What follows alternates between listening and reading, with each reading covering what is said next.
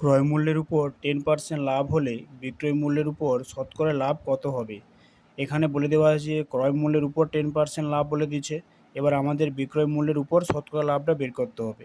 এখানে 10% লাভ বলে দিচ্ছে, ক্রয় মূল্যের উপর 10% লাভ বলে দিচ্ছে, মানে এটা যদি আমাদের ক্রয় মূল্য 100 টাকা হয়, তার উপর 10% লাভ হয়ে বিক্রি করবে, তাহলে 110 টাকা বিক্রয় মূল্য হবে।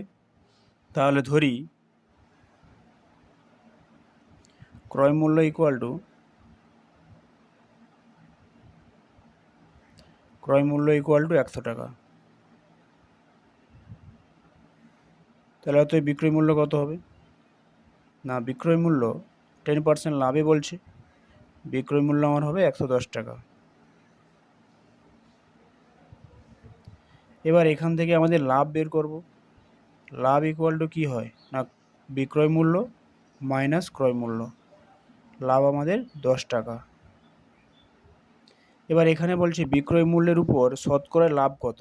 বিক্রয় মূল্যের উপর আমাদের লাভটা বের করতে বলছে। তাহলে বিক্রয় মূল্যের উপর লাভ কত হবে? বিক্রয় মূল্যের উপর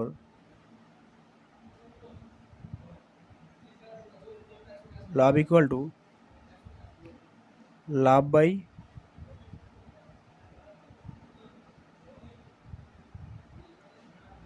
বিক্রয় মূল্য ইন্টু 100%। এবার এইখানে অনেকজন গুলিয়ে ফেলে এইখানে ক্রয় মূল্য লিখে দেয়। এখানে যেহেতু আমাদের বিক্রয় মূল্যের উপর বলছে, তাই আমরা সবসময় নিচে বিক্রয় মূল্যই রাখবো। তাহলে এখানে লাভ কত? 10 টাকা। বিক্রয় মূল্য কত? 110 টাকা। এবার 100 টাকা যেরকম ছিল সেরকম রাখলাম, কাটাকাটি করলাম, উপরে 100 থাকলো, নিচে 11। তাহলে কত হলো?